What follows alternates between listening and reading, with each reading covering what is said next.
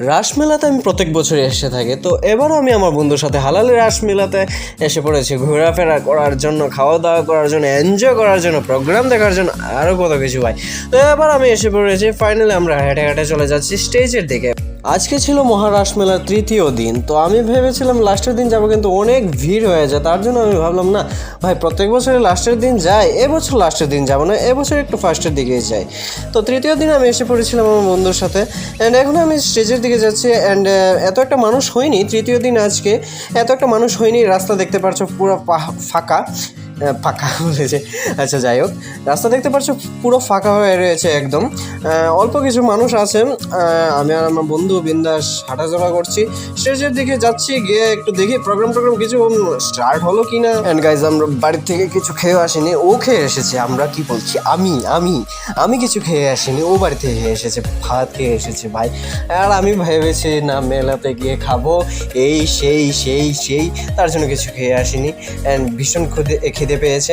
And দেখতে পাচ্ছ প্রোগ্রামের কিছুই নেই, এখনো কিছু স্টার্ট হয়নি, মন্ত্রী টন্ত্রী কিছু আসেনি, ভাষণ টাষণ কিছু দেওয়া হয়নি। যাই হোক, পেটে ইঁদুর দৌড়চ্ছে, তার জন্য এসে পড়েছে দিল্লি চাট হাউসে। জানি না কীরকম হবে, খেয়ে বোঝা যাবে।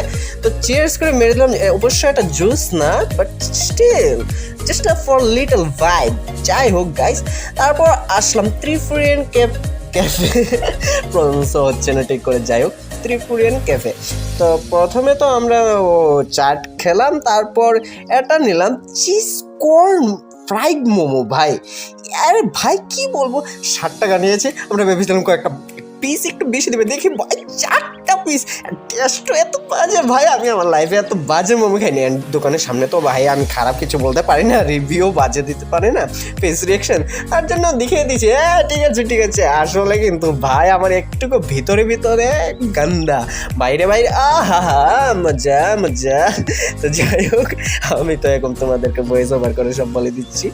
ভালো লাগেনি একটুকু ভাই, পেশা वसूल नहीं हुआ, जो भी हुआ भाई মোমো আচ্ছা নেই। তারপরে আসলাম ভাই এখানে আনন্দমেলা, মানে ফনফেয়ার এসেছে, জায়েন্ট। আজকে কিছুই নেই ভাই, যা লস খেয়েছি রে ভাই। আজকে অ্যাকচুয়ালি জাস্ট খালি ফিটিং করেছে, কাল থেকে শুরু হবে ভাই। আমার জানি না কিছু, লাস্টের দিন আসবে। আসবো আমি জানি রে, জালস খেয়েছি, আগে এসে পড়লাম না। অ্যাকচুয়ালি লাস্টের দিন বেশি ভিড় হয়ে যায়, তার জন্য আমার ইচ্ছে ছিল না, ভেবেছি না আগেই চলে যাই।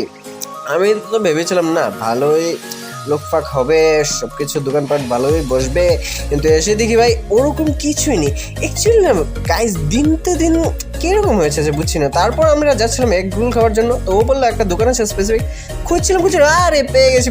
এই দেখো আমি বান্দরের মতো ছুটে গেছি যে এটা হালালি যে মেন বাজার, ওখানেই আমার বন্ধুটা ভীষণ চেনা।